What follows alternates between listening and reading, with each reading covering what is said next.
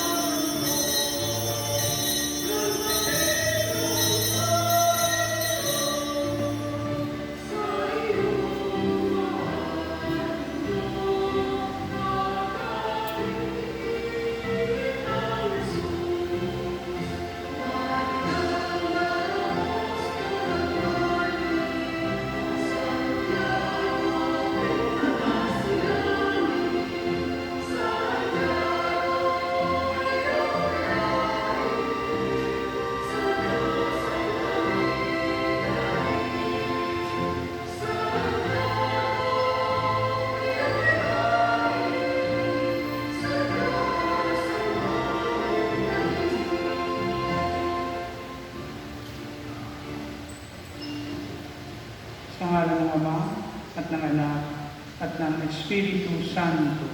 Amen.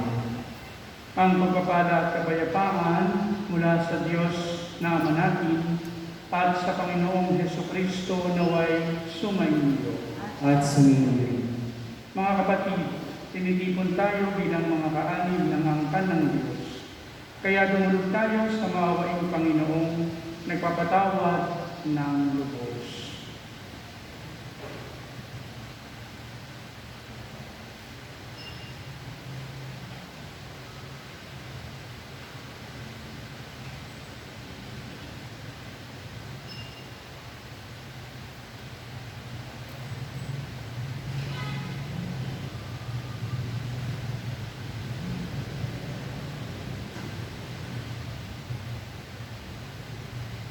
Inaamin ko sa makapangyarihang Diyos at sa inyo mga kapatid, ang lahat ng nagkasala sa isip, sa lahat, sa sagot, at sa aking pagkagulan. Kaya isinasama ko sa mahal ng Diyos, sa lahat ng mga anghel at mga banal, at sa inyong mga kapatid, na ako'y panalangin sa Panginoong ating Diyos. Kawaan tayo ng makapangyarihang Diyos, patawarin tayo sa ating mga kasalanan, at patnubayan tayo sa buhay na walang hanggan. Amen. Panginoon, kaawaan kami. Panginoon, kaawaan kami. Kristo, kaawaan kami. Kristo, kaawaan kami. Panginoon, kaawaan kami. Panginoon, kaawaan kami. Papuri sa Diyos sa kaitaasan, sa lupa ay kapayapaan, sa mga taong pinalulugan niya. Pinupuri ka namin, dinarang ka namin, sinasama ka namin, pinagbubunin ka namin, pinasasalamatan ka namin, dahil sa dakila mo ang iyong kapulihan. Panginoong Diyos, Hari ng lahat, Diyos na mga makapangyarihan sa lahat, Panginoong Jesucristo, buklong anak, Panginoong Diyos, Kordero ng Diyos, Anak ng Ama. Ikaw ang nag-aayos ng mga kasalanan ng sanlibutan, maawa ka sa amin. Ikaw ang nag-aayos ng mga kasalanan ng sanlibutan, tanggalin mo ang aming kalilihan. Ikaw ang naglulog sa kanan ng Ama, maawa ka sa amin. Sapagkat ikaw lamang ang banal, ikaw lamang ang Panginoon, ikaw lamang ang Jesucristo, ang kataas-taasan, kasama ng Espiritu Santo, sa kadakilaan ng Diyos Ama. Amen. Manalangin tayo.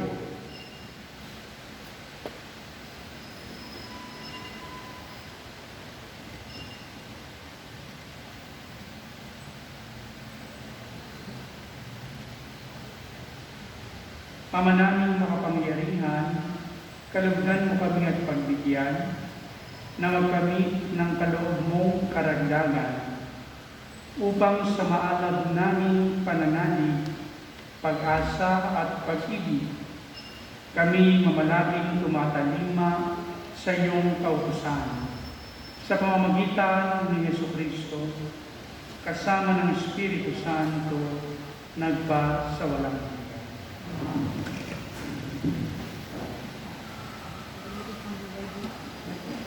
Pagbasa mula sa aklat ni Propeta Jeremias. Parurusahan ng Panginoon ang mga namununong walang malasakit sa kanilang mga nasasakupan, at pinababayaan ang mga ito'y mangalat at mamatay. Ito ang sabi ng Panginoon, ang Diyos ng Israel, tungkol sa mga tagapanguna ng kanyang bayan. Pinapangalat ninyo at pinabayaan ang aking kawan. Hindi ninyo sila binabantayan, kaya't kayo'y paparusahan ko dahil sa inyong ginawang ito. Ako na ang magtitipon sa nalabi. Sa aking mga tupa, mula sa lahat ng lupain, pinagtapunan ko sa kanila.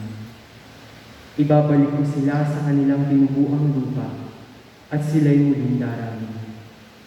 Hihirang ako ng mga pastol na magmamalasakit at mga ngalaga sa kanila. Hindi na sila muli pang daranas ng takot at agang-agang, at wala nang maliligaw kahit isa. Ako ang Panginoon ang may sabi nito. Nalalamig na ang araw, sabi ng Panginoon. Napasisibulin ko mula sa lahi ni David ang isang sangang matuwid, isang hari na buong karunungang maghahari. Paiiralin niya sa buong lupain ang batas at katarungan. Magiging matiwasay ang Huda sa panahon ng kanyang pamamahala, at ang Israel ay mapayapang mamumuhay. Ito ang pangalang itatawag sa kanya. Ang Panginoon ay matuwid. Ang salita ng Diyos. Pastor ko'y Panginoong Diyos, hindi ako magdarako.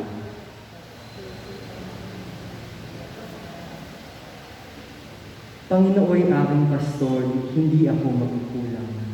Ako'y pinahihimlay sa mainam na pastulan, at inaakay niya ako sa tahimik na batisan. Binibigyan niya ako niyong bagong kalakasan. Pastor ko'y Panginoong Diyos, hindi ako magdarako. At sang-ayon sa pangako ng kanyang binitawan, sa matuwid na landasi, doon ako inaakay. Kahit na ang daang iyo'y tumatahak sa karimlan, hindi ako matatakot pagkat ika'y kaagapay. Ang tukod mo at pamalo ang gabay ko at sanggalang. Pastor ko'y Panginoong Diyos, hindi ako magdarako. Sa harapan ng lingkod mo, ikaw ay may handang dulang. Ito'y iyong ginagawang nakikita ng kaaway. Nalulugod ka sa akin na ulo ko ay langisan, at pati na ang kalis ko ay iyong pinaakakaw. Pastor ko'y Panginoong Diyos, hindi ako magdarako. Tunay na ang pag-ibig mo at ang iyong kabutihan sa akin tataglayin habang ako'y nabubuhay. Doon ako sa templo mo lalagi at mananahan. Pastor ko'y Panginoong Diyos, hindi ako magdarako. Pagbasa mula sa sulat ni Apostol San Pablo sa mga taga-Efeso. Mga kapatid, ngayon, dahil sa inyong pakipagkaisa kay Kristo Jesus, kayong dating nasa malayo ay nailapit sa pamamagitan ng kanyang kamatayan. Pinagkasundo niya tayo, kaming mga Hudyo at kayong mga Hentil ay kanyang pinag-isa. Sa pamamagitan ng kanyang katawan, pinawi niya ang alitan na parang pader na naghihiwalay sa atin. Pinawalang bisa niya ang kautosang pawang mga utos at tuntunin upang pag-isahin sa kanya ang dalawang bayan at maghari ang kapayapaan. Sa pamamagitan ng kanyang kamatayan sa krus, winakasan niya ang alitan ng dalawang bayan. Kapwa pinangbalik ng Diyos at pinag-uklod sa isang katawan. Naparito si Kristo at ipinangaral na lahat ang mabuting balita ng kapayapaan sa inyong mga hentil na malayo sa Diyos at sa mga Hudyo na malapit sa Kanya. Dahil kay Kristo, tayo'y kapwa makalalapit sa Ama sa pamamagitan ng Espiritu. Ang salita ng Diyos. Alleluia, Alleluia.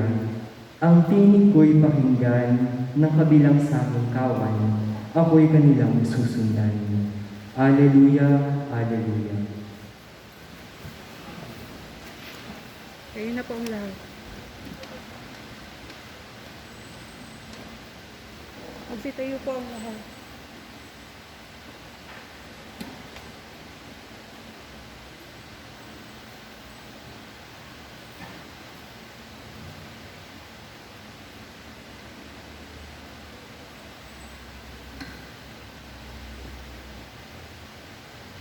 Sumayin niyo ang Panginoon. At sumunod. Ang mabuting balita ng Panginoon ayon kay San Marcos. Papuri sa iyo, Panginoon.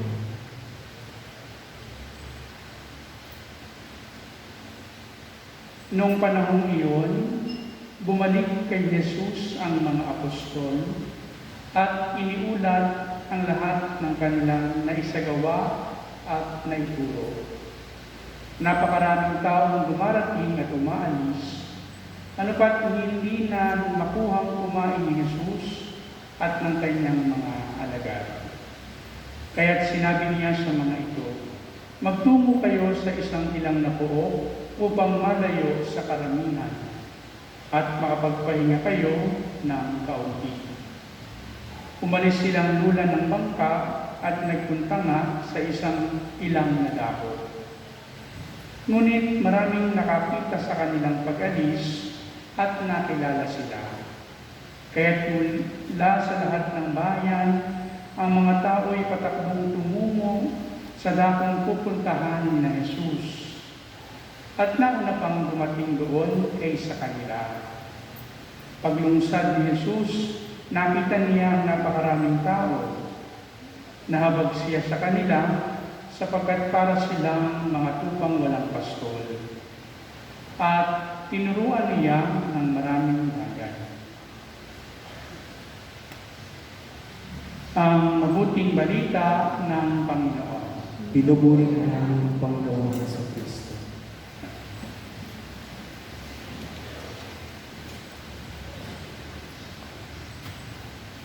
Mga kapatid, kahapon, ang tema ng ating pagninilay sa buhay ng ating mahal na patron na si San Santiago Apostol ay tungkol sa kanyang pagiging mabuting anak at kapatid.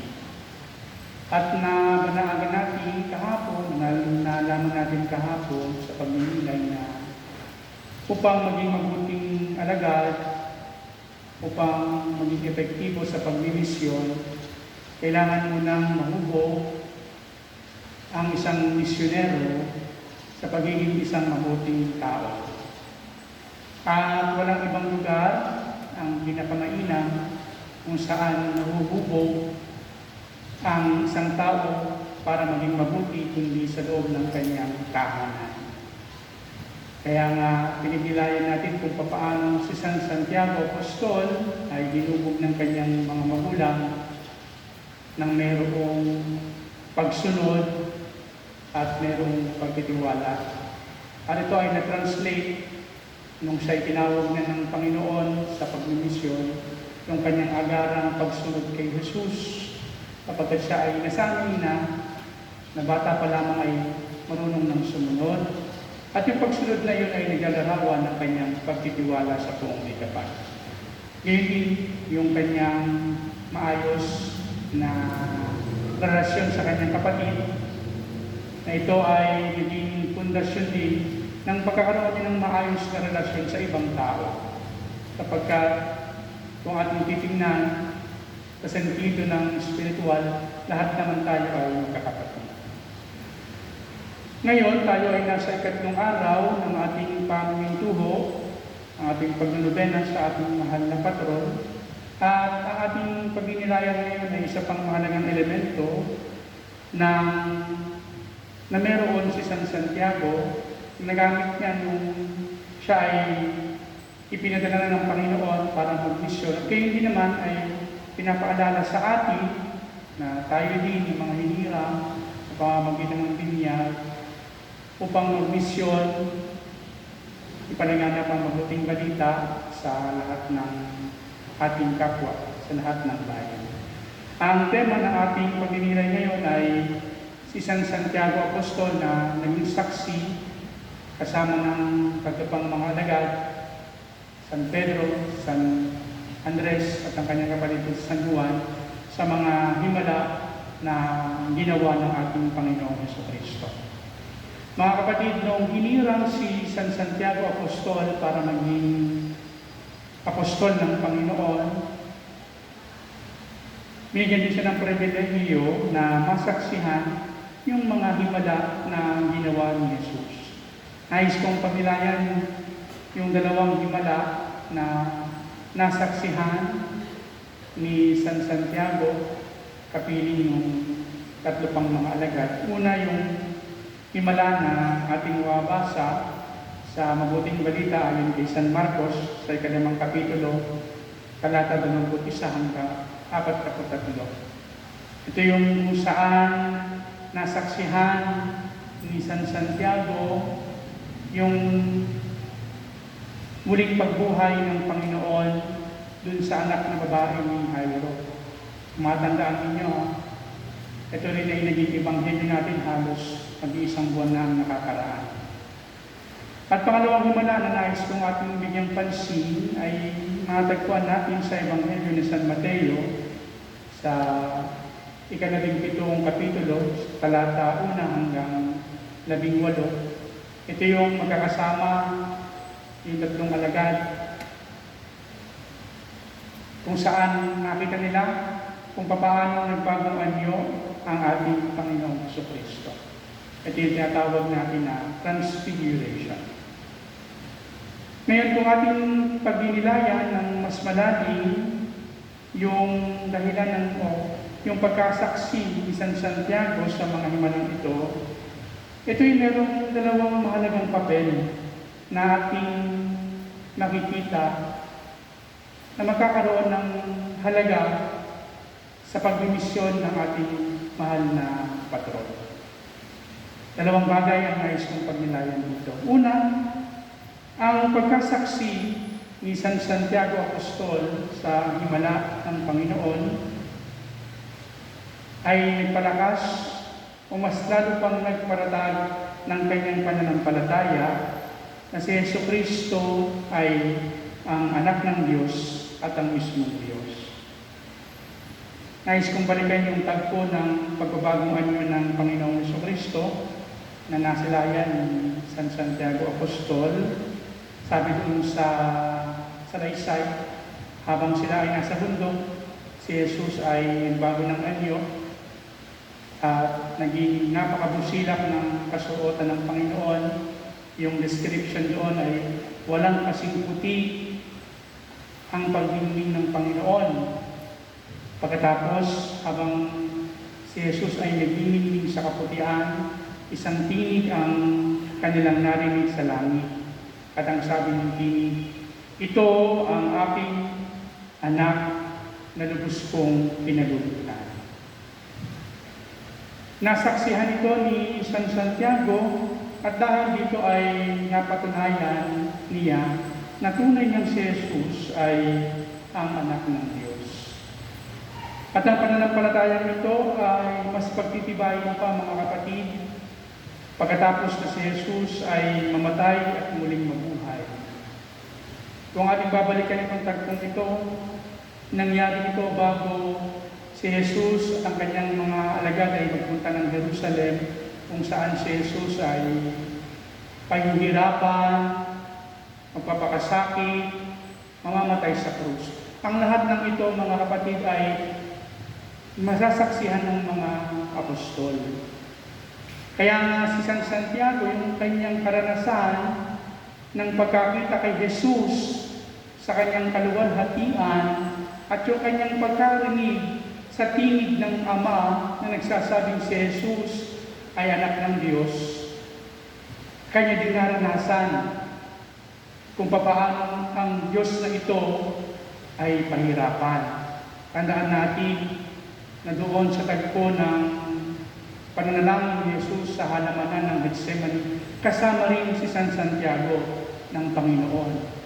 Nakita rin ni San Santiago, hindi lamang yung pisikal na pagpapahirap na naranasan ng Panginoon.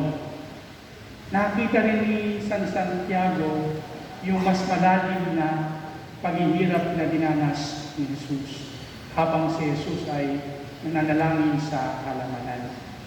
Sobrang bigat ng kanyang pakiramdam at kalungkutan na umabot hanggang sa sila'y nakatulog sa sobrang lungkot. Subalit, tulad ng sinabi ko kanina, yung tagumpay ng Panginoon sa muling pagkabuhay ang nagpatunay pa at nagparatag pa doon sa pananampalataya ni San Santiago kay Jesus bilang tunay na Diyos. At ito pananampalataya ito, mga kapatid, ang naging dahilan upang sa kabila ng mga paghihirap, sa kabila ng mga hadlang, at hanggang sa banta ng kamatayan, hindi ito nakapigil kay San Santiago na ipahayag niya ang mabuting balita sa lahat. Walang anumang balakid ang hinayaan ni San Santiago sa kanyang pagmimisyon. Sapagkat alam niya na mayroong tagumpay na naghihintay para sa mga sumasampalataya at naniniwala. Para sa mga tumutupad sa misyon, laging mayroong naghihintay na kaluwalhatian, kapiling na kung may kapal. Kaya nang dumating na ang oras upang ialay ni San Santiago ang kanyang buhay, alang-alang sa kanyang pagmimisyon, hindi siya nagdalawang isip, sapagkat alam niya na katulad ni Jesus, ang mabuting pastol, siya rin, pagkatapos ng paghihirap sa mundong ito, ay makakamit ng kaluwalhatian sa langit. Ikalawang bagay na nais kong bigyang pansin sa pagsaksi ni San Santiago sa mga himala ng Panginoon ay sa pamamagitan ng mga himala, nasaksihan din ni San Santiago ang pag-ibig ng Diyos sa pamamagitan ng pagpapagaling at pagpapigay ng buhay. Doon sa tagpo na kung saan muling binuhay ni Jesucristo, yung anak na babae ni Jairo, nasaksihan ito ni San Santiago Apostol.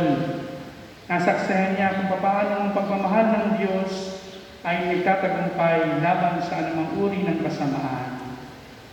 Ang himala na ginawa ni Jesus ay pagpapakita ng kapangyarihan ng Diyos na siyang nagtatagumpay sa kasamaan at kasalanan. Ito yung kanyang nasaksihan nung muling buhayin ni Jesus ang anak ni Jairo.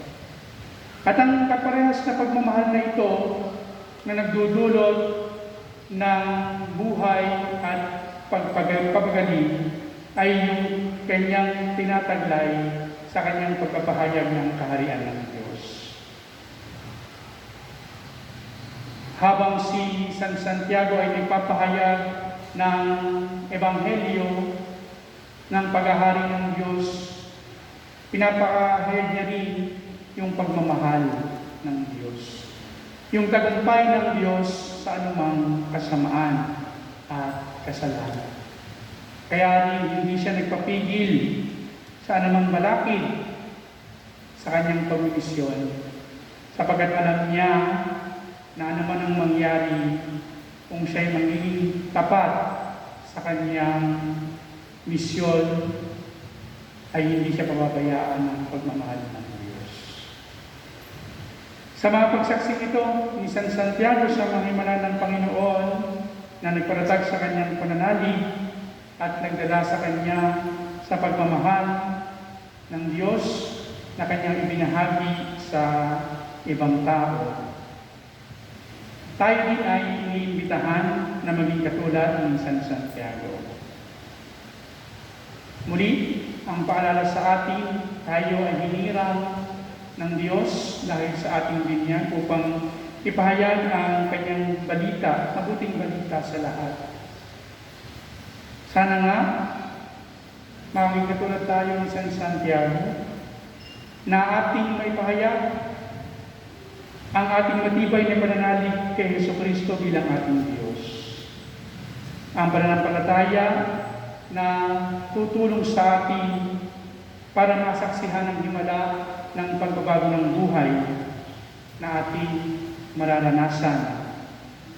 At tayo rin ay makadama ng pag-ibig ng Diyos na tumatawag sa atin upang ibahagi rin ang pagmamahal na ito sa ating kapwa sa pamamagitan ng pagbabahagi ng kanyang salita.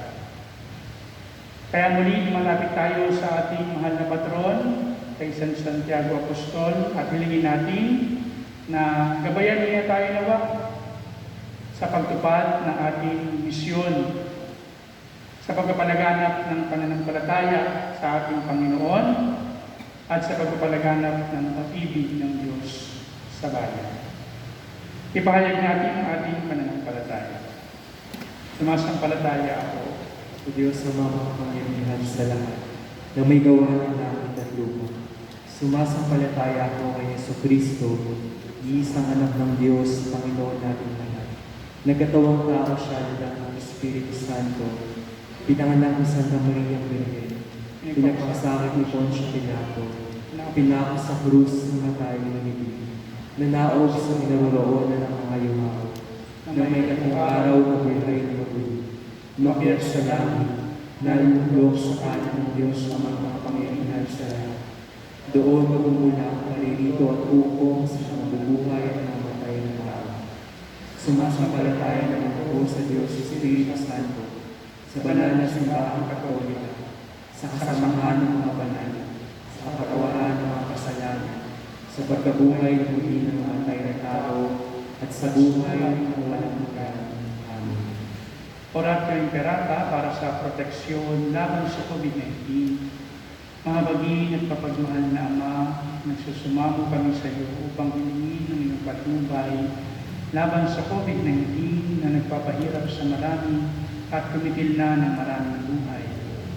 Tungayan mo kami ng may pagmamahal at ipagadya kami ng iyong mapagilom na kamay.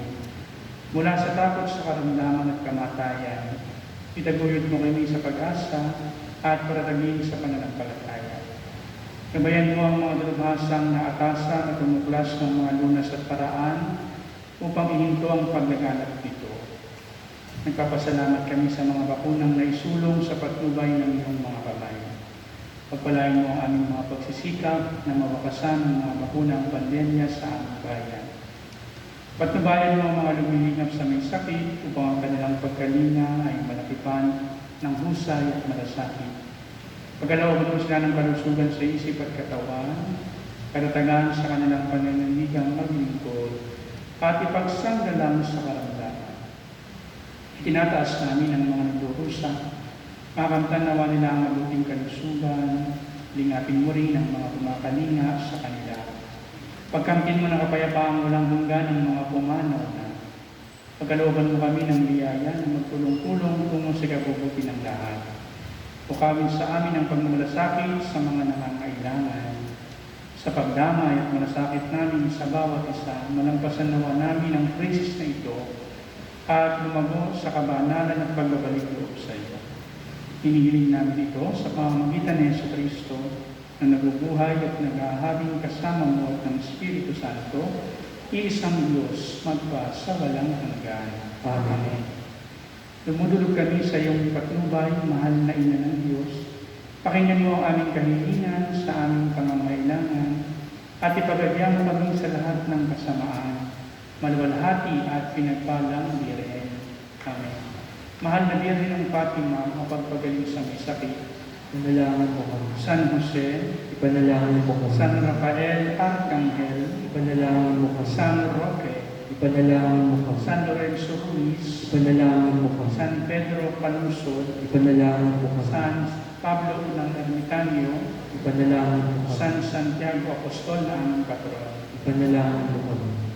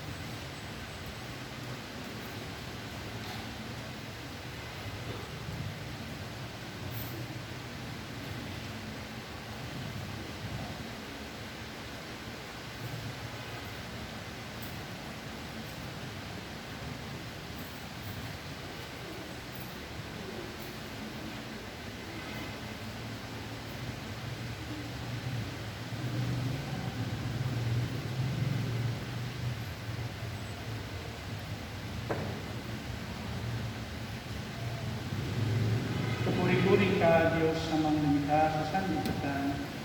Sa iyong kagandaang loob, narito ang aming may aalay. Mula sa lupa at ng aming paggawa, ang pinapaingin ito para maging pagkain ng bibigay buhay. Papuri-puri ang pong may kapal ngayon at kailanman. Kapuri-puri ka, Diyos, sa mga lumikha sa sanlibutan. Sa iyong kagandaang loob, narito ang aming may aalay. Mula sa katas ng ubas, sa bunga ng aming paggawa, ang alak na ito para maging inuming nagbibigay ng iyong Espiritu. Papuri-puri ang pong may kapal ngayon at kailanman. Yung Espiritu ng dapat ka namin ang yan sa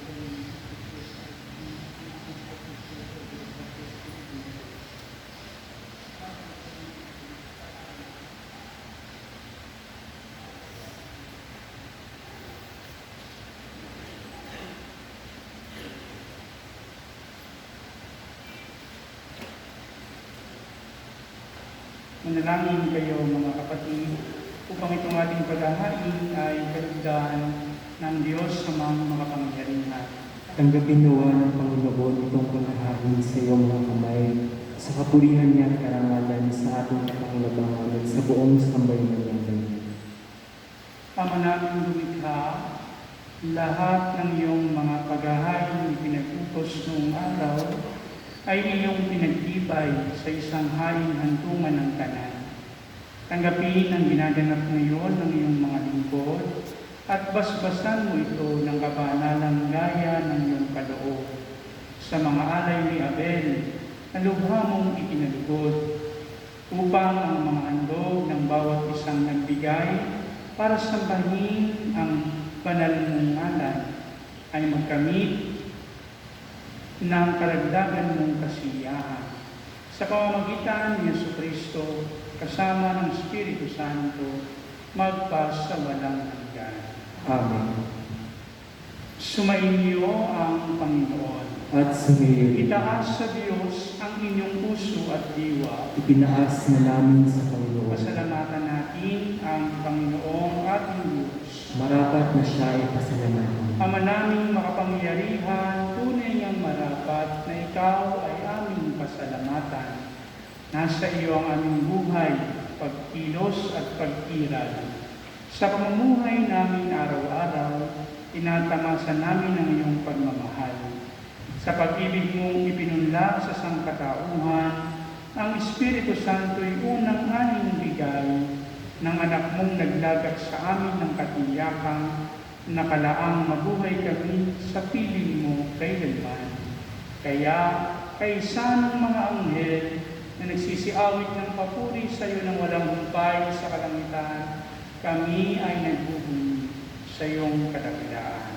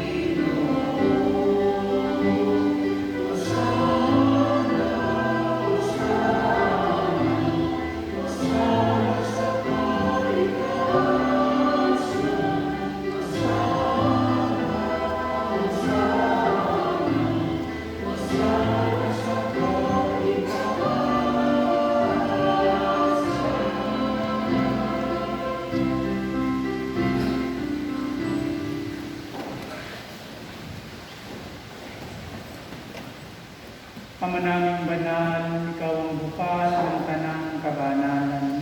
Kaya't sa pamamagitan ng iyong Espiritu, gawin mong banal ang mga kaloob na ito, upang para sa amin ay maging katawan at tugo ng aming Panginoong Jesucristo.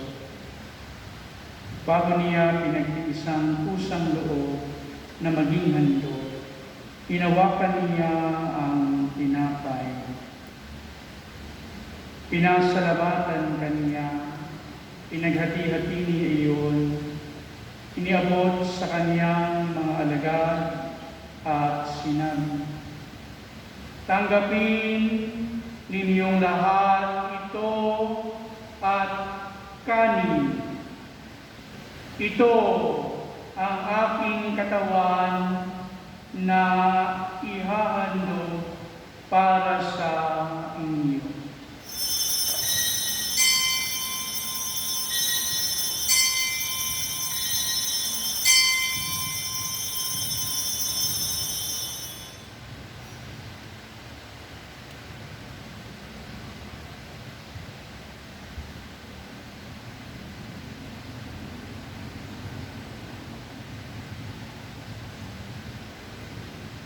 Kaya hindi naman, nung matapos ang hapunan, hinawakan niya ang kalis.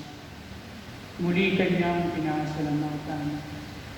Iniabot niya ang kalis sa kanyang mga alagad at sinabi, "Tanggapin ninyong lahat ito at inumin. Ito ang kalis ng aking dugo, ng bago at walang hanggang tipan.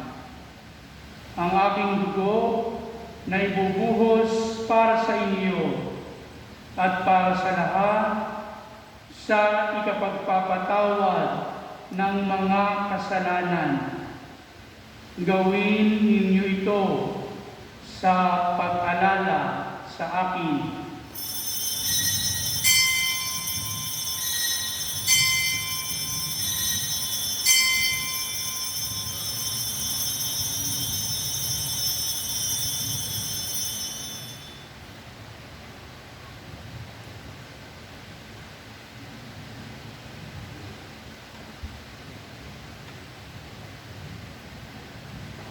Ipagbigay natin ang misteryo ng pananampalataya. Si Kristo'y namatay, si Kristo'y nabuhay, si Kristo'y babalik sa wakas na panahon. Ama, ginagawa namin ngayon ang pag-alala sa pagkamatay at muling pagkabuhay ng iyong anak. Kaya't iniaalay namin sa iyo ang tinapay na nagbibigay buhay at ang kalis na nagkakaloob ng kaligtasan. Kami nagpapasalamat dahil kami iyong minarapat na tumayo sa harap mo para maglingkod sa iyo. Isinasamo namin kami magsasalo-salo sa katawan at dugo ni Kristo ay mabuklod sa pagkakaisa sa pamamagitan ng Espiritu Santo. Ama, lingapin mo ang iyong simbahan na naganap sa buong daigdig. Puspusin mo kami sa pag-ibig kay San Francisco na aming Santo Papa at ni Buenaventura na aming Obispo at ng Tanang Kaparian. Alalahanin mo rin ang mga kapatid namin nahimlay nang may pag-asang sila ay muling mabubuhay kaya hindi ng lahat ng mga pumanaw. Tawaan mo sila at patuloyin sa iyong kaliwanagan. Tawaan mo at pagindapatin kaming lahat na makasalo sa iyong buhay na walang wakas kay isa ng mahal na Birheng Maria, na ina ng Diyos, ni San Jose na kanyang kalinis-linisang kabiyak ng puso, kay ni San Santiago at ng mga apostol at ng lahat ng mga banal na namuhay dito sa daigdig ng kalugod-lugod sa iyo. May pagdiwang nawa namin ang pagpupuri sa ikararangal mo sa pamamagitan ng iyong anak na aming Panginoong Jesucristo.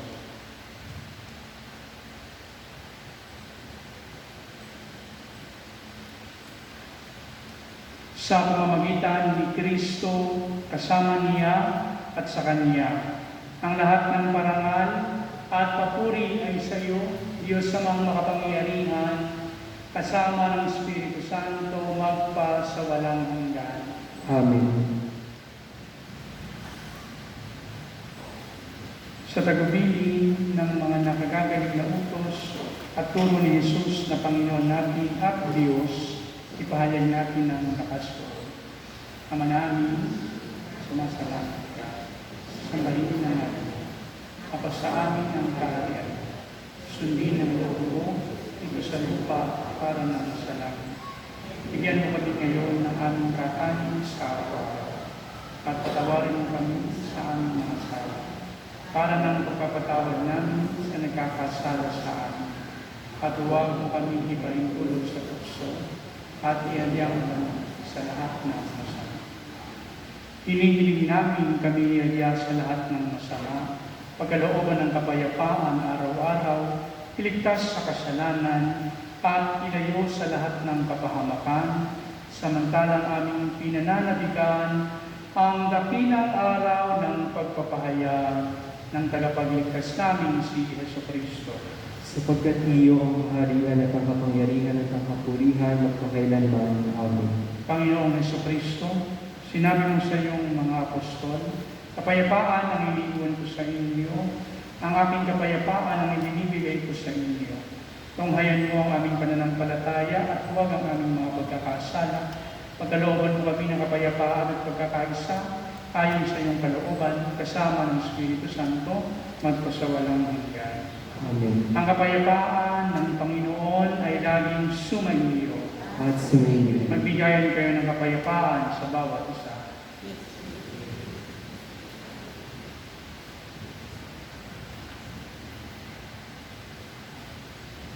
Kordero ng Diyos na nag-aalis ng mga kasalanan sa sanlibutan, maawa ka sa amin.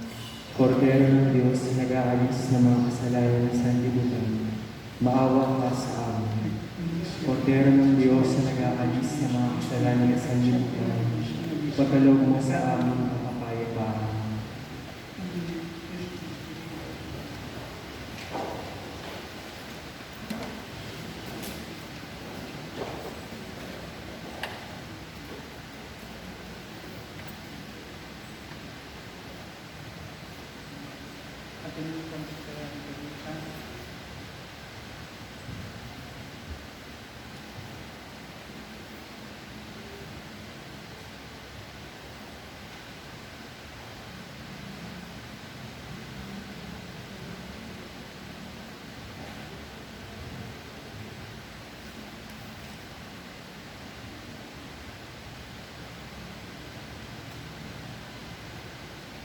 Ito ang kordero ng Diyos na nag-aalis ng mga kasalanan ng sanlibutan. Mapalad ang mga inaanyayahan sa kanyang banal na piging. Panginoon, hindi ako karapat-dapat na magpatuloy sa iyo. Ngunit sa isang salita mo lamang, igagaling ako. Katawan ni Kristo. Amen.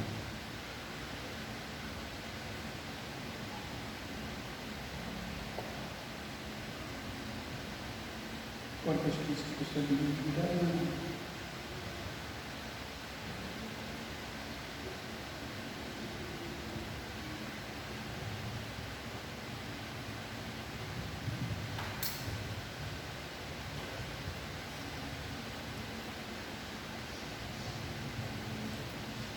Ang Cristo Custodium Fidei.